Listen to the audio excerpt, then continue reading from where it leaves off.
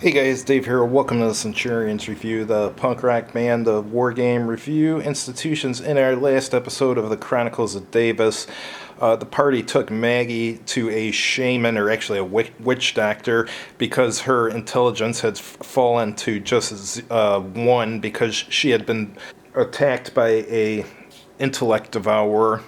So anyhow, they have made their way back to the portal, and they have the magic stone that they had gotten in one of the previous episodes, and they're going to deliver it to someone named Davus, who has offered them 500 gold for it, so they can go through the portal. Now that the party's made it through the portal, the first thing they see is they see a man standing here, and it's a snake with some wings, and RB just freaks out and shouts out, "Demon."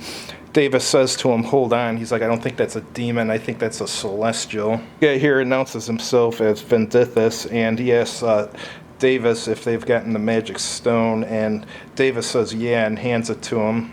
So he gives him 500 gold and thanks them and says he's got another mission for them when they're ready. Davis asks, "What mission is that?" He's like, "Well, I want you to go to another world called Farain, and I want you to escort this coatl here to an ancient celestial library where he'll reside for the rest of his life guarding some books.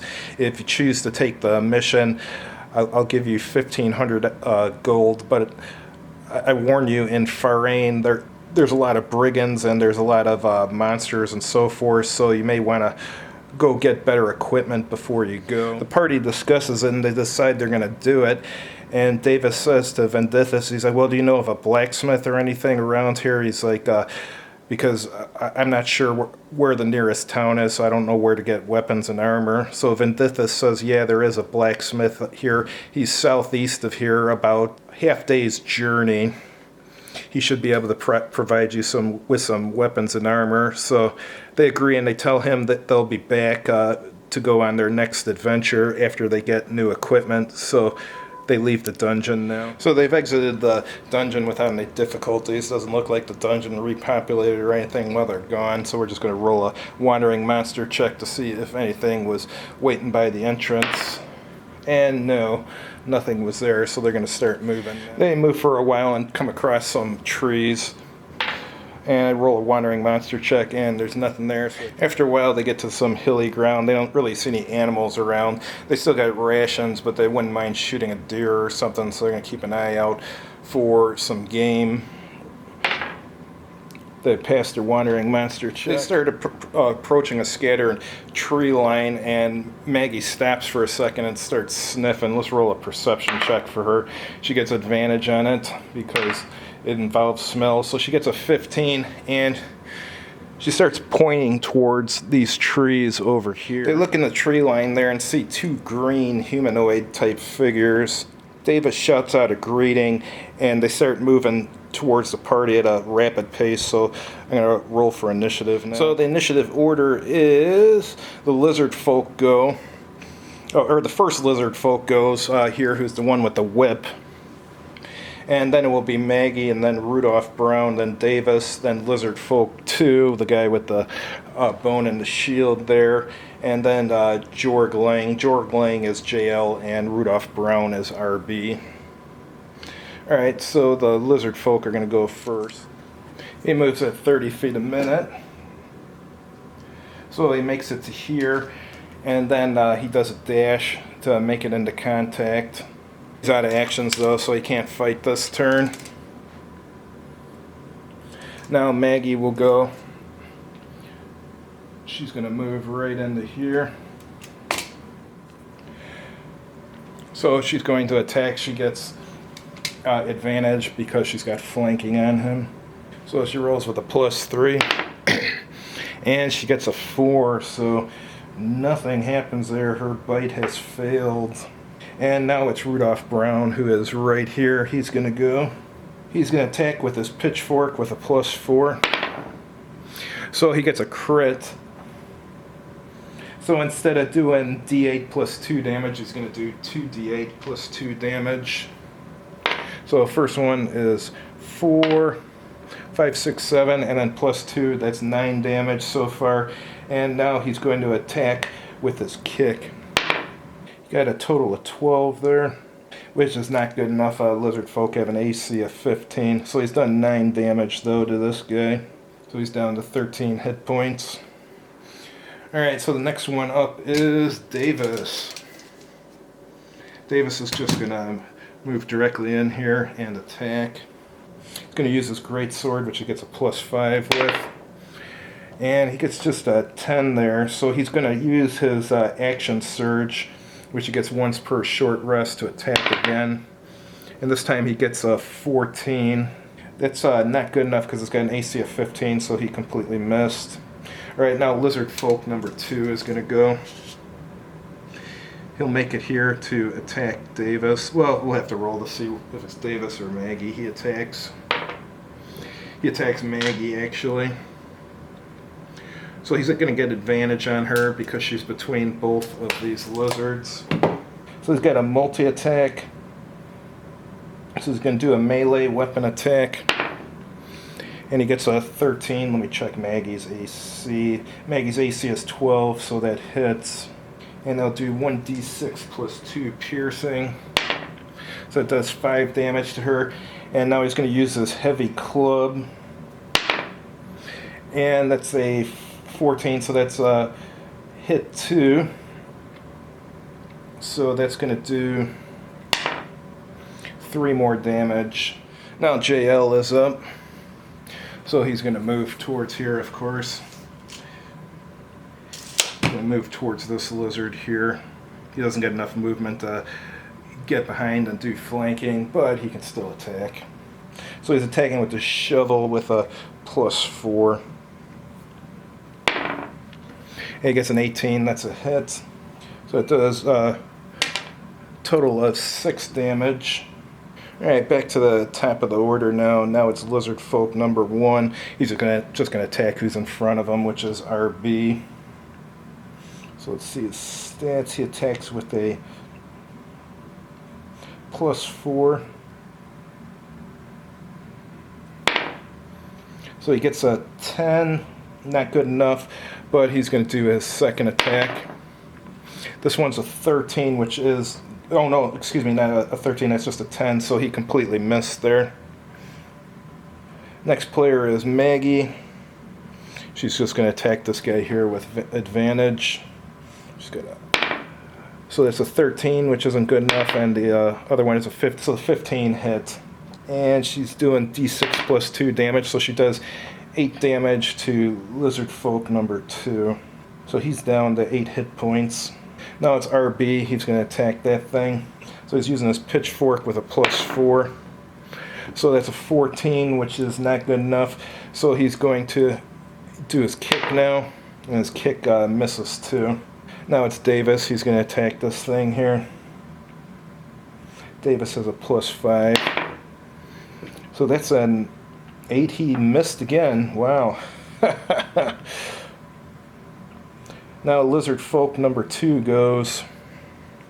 That's this guy here. He's going to attack Maggie. So that's a hit. D6 plus 2. So it does 4 damage so far, and he attacks again. And the second one's a hit.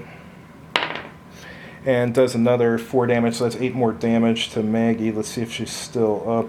Yeah, Maggie's down to 6 hit points now. Alright, now it's JL, who's right here. He's gonna move around here to get flanking. So that's a hit, but let's see if there's a crit. No crit. So, roll his damage. Does a total of 7 damage there onto Lizard Folk number 2, so he's down to 1 hit point. Alright, now Lizard Folk number 1 is up again. He's going to attack RB there. And he misses with his first attack. Second attack, missed too. Now it's Maggie, and she's going to attack Lizard Folk number 1. And misses. She's got advantage, so she gets to roll again. So that's a hit. She did 6 damage to Lizard Folk number 1, so Lizard Folk number 1 is down to 7 hit points. Alright, now RB is up. right here. He's got advantage. So for miss, total whiff. Nothing happened. Now Davus, he can't really get advantage there, so he's just gonna roll. And he misses again. Now it's lizard folk number 2 who is going to attack Maggie there. And that's a hit, which does 4 damage, and a second attack misses, so Maggie takes 4 more. She's down to 2 hit points. Alright, now JL is up. JL has advantage here.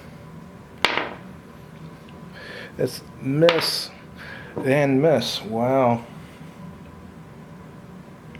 Lizard folk number 1 is up, and he's attacking RB, and he gets a crit. So he only did a total of 5 damage to RB though, so RB got lucky. Alright, now Maggie is up.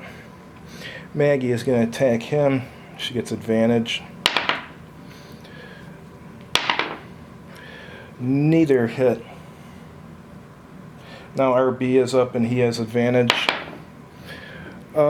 Miss. Miss, wow. Now Davus is up. That's a hit. D10 plus 3. That does 10 damage to lizard folk number 1. So lizard folk number 1 has been killed. Now lizard folk number 2 is up, and he's going to attack Maggie. First one misses.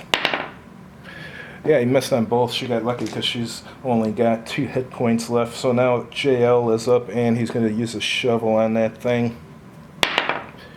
That's a hit. Alright, so that does a total of 6 damage. 2 plus 2 plus 2. So lizard folk number 1 is down to 1 hit point. Now lizard folk number 1 is up.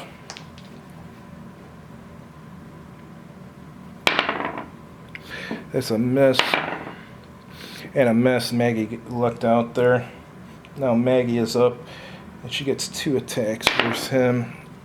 First is a miss, so she got it on this second part of the advantage roll. And she does 7 damage and kills this lizard folk. So they get 200 XP for the encounter, and they search the bodies, and they don't find anything really. They can use just some leather armor and a whip and bone. The shield, none of them seem to have an interest in. Can't really use it because they all are using 2-handed weapons. We're going to continue on now to the blacksmith. They can continue on for a while and don't really see anything, so they decide they're going to take a short rest so they can get their hit points back. They're going to roll some hit dice. They're up to full health now, so they're going to start moving again. They think they should be there pretty soon. So they've arrived at the blacksmith's house, and they greet him. He seems like a nice guy. His wife's there with his kids, too, and they explain that they're adventurers and they need armor. He says, well, what about weapons? And they say, well, I think we're okay on weapons. We like what we have. He said, are you sure? I mean, one guy's got a pitchfork and the other guy's got a shovel. And they said, yeah, but we like those weapons. He says, okay. He says, what kind of armor can I get you?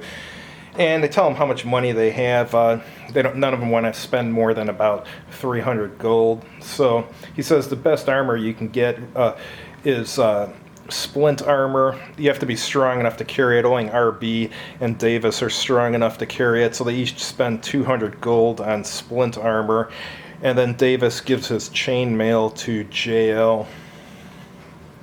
They decide they're going to stay here for a little bit. Blacksmith offers them something to eat. They have rations, but they're hungry and they don't feel like cooking their own rations, so they agree. So they're going to go in the house and get something to eat. While they're eating, he asks them what adventures they've been up to, and they tell him about the adventure to get the magic stone, and they tell him about the graveyard and the elf who was traveling with them for a while, how they had saved him, but unfortunately he had been killed and stuff. So he's got a lot of stories of his own. He used to be an adventurer to the blacksmith, so tells him a lot. And they ask him if he knows Vendithus. He said, yeah, I know who Vendithus is. But he's like, Vendithus is actually from another world. He's from the world called Farain, which is a celestial world. It's populated by celestials, and it's a good place, but unfortunately a lot of creatures have taken up residence there who hate celestials, so it can be really dangerous. He said scribes often go to Farain to get away from persecution, because scribes are often persecuted in this world because they're used to record taxes and stuff, and people don't like them. So anyhow, when they're done eating, they decide to get on their way, and they thank him for his hospitality. So they start heading back, and they take the same way that they took to get here. Roll a wandering master check. Nothing. So they continue. They've made it to the trees that they passed before, where they fought the lizard folk, and they decide that it's getting late, so they're gonna stay there overnight. So they build a campfire, and everyone goes to sleep. RB is going to take the first shift, then JL, then Davus. So RB takes the first watch. There's a full moon out. It's a little bit chilly. Rolls a perception check. Doesn't detect anything. After a few hours, then JL takes his watch and rolls a perception check. Yeah, he doesn't hear a damn thing. And then finally, after a few more hours, it's Davus's turn. So he wakes up, he's pretty tired, decides to listen and see what he sees. He hears something rustling from behind here. He quick shouts out for the party to wake up, so everyone wakes up, and they're looking to see what's going on. And onto the scene moves this guy here. So we're going to roll initiative now. It looks like kind of a wolf man. They've never seen anything like it in their entire life. So I rolled the initiative, and it's Davus, then Maggie, then Rudolph Brown, then Jorg Lang, and then the werewolf. So Davus is going to go. He sees this thing, and he's not sure if weapons can even, how much damage his weapons will do, so he decides to do magic missile to it. So he shoots out 3 darts.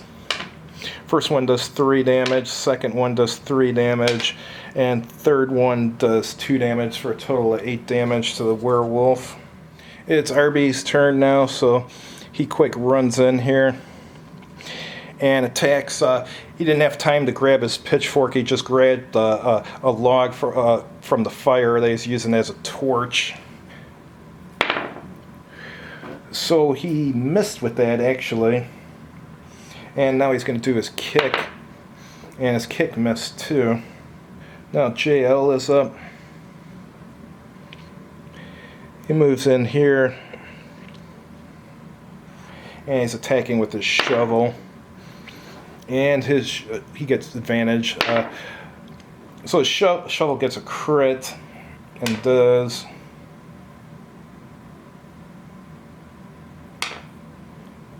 11 damage, but it doesn't even seem to have phased this werewolf whatsoever.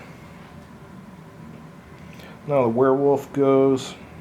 Alright, since he's in hybrid form, he can do 2 attacks. So the first one's going to be a bite. Let's roll to see who he's going to attack.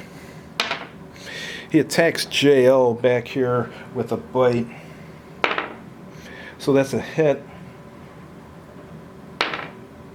And that does 7 damage to JL. Alright, now for his second attack. Now he's going to do a claw attack on the same target. That's going to be a hit. So it's going to be 2d4 plus 2 slashing damage. So 1, 2, so a total of 4 more damage to JL. Now Davus is up. Davus moves over here. He's going to do another spell to this thing because he's noticed that regular damage doesn't seem to be doing much of anything to him.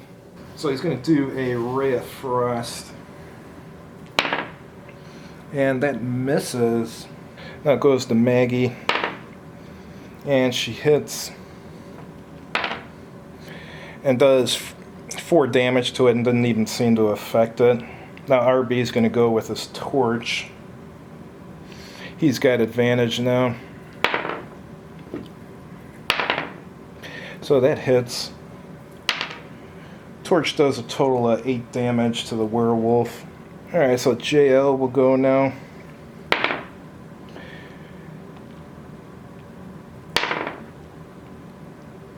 And that's a hit. Yeah, and did 7 damage, but didn't seem to harm this thing at all. Now the werewolf's gonna go. See who he's gonna attack. This time he attacks Maggie. Poor Maggie. So he's gonna try and bite her. It's a 12. I think that gets Maggie. Yeah, it does. That's a hit. So it does 6 damage to her, and now he attacks with his claws. And his claws are a hit.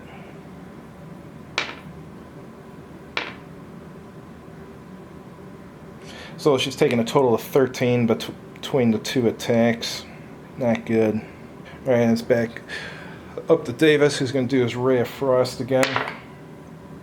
And that's going to hit. And the Ray of Frost is going to do 1d8 damage. 5 damage to the werewolf.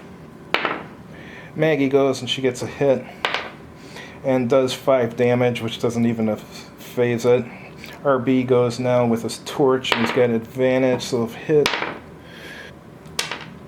So he does a total of 8 damage. Now JL, it's his turn, and he knows something's wrong here. He knows that his regular weapon isn't working, so he takes the disengage action and runs over here to the fire and grabs a log to use as a torch. And now it's the werewolf's turn. Let's see who he's attacking. He's attacking Davus. And misses. And now his second attack. His second attack hits. That's the claw attack, so it does 3 damage. That's 2d4. So 6 damage to Davus. Alright. Now Davus is up, and he's going to try his Ray of Frost again. And that hits. And does 5 damage to the werewolf. And now it's Maggie. And she seems to be scared, or yeah, I'd say scared is the word, so I'm going to roll a morale check. It's just going to be a constitution check, actually. She gets a 10, so she's lost heart, and she takes the disengage action and backs off because nothing she's doing to this thing is even phasing it. I don't blame her. Now RB is up, and he's going to use his torch again. So that's a hit. Alright, so torch does 6 damage. Now JL is up. So he runs over to here and gets advantage. Now he's going to try and use a torch on this thing. Second roll, okay, he hits. So a total of 6 damage to the werewolf. So the werewolf is beyond bloodied. He's in pretty bad shape right now. But it is the werewolf's turn. So werewolf rolls to see which of those 2 guys he's going to attack. He is going to attack JL. And he gets a crit with his bite. So that's going to do 2d8 plus 2 damage. So 4, 7, 9 damage to JL. So he's down to 2 hit points. Not good. And now he's going to attack again. That's going to be a hit. So he's going to use his claws. So does 6 damage, and JL is down. So now at the top of the order, Davus runs here and grabs his torch and kind of slips in there and attacks with the torch now. He's got advantage. So he's got a hit. So it does 5 damage, and the werewolf is down to 7 hit points. He took a rest before, so he's got his action surge back, so he's going to do one more attack. And he hits. And that does 5 more damage, so the werewolf is no longer with us. Alright, JL has to do a death save now. He fails his death save, but actually I shouldn't even had him do that yet, because RB can go first. So RB runs over there and pours a potion down his throat to bring him back to life. So they searched the body here, and when the werewolf died, it turned into a person. And looks like just a commoner, but on him they find quite a bit of gold, though. They find 150 gold. Actually, it's 150 gold worth of gold pieces and jewels. I don't keep track of jewels, I just figure out the gold value. So anyhow, they are going to finish their long rest, and then when they're done, they're going to move on. They wake up in the morning, and they've taken their long rest, and they've gotten all their hit points back and stuff, so they're going to continue on back to the dungeon. They make it to that hill again, and they roll to see if there's any wandering monsters. There are none, so they continue on. They make it back to the dungeon entrance, and they decide they're going to go in. So here ends our adventure. Next adventure, we'll pick up in the dungeon with Vendithus, and they'll go on their new quest. Thanks for watching. Have a good evening.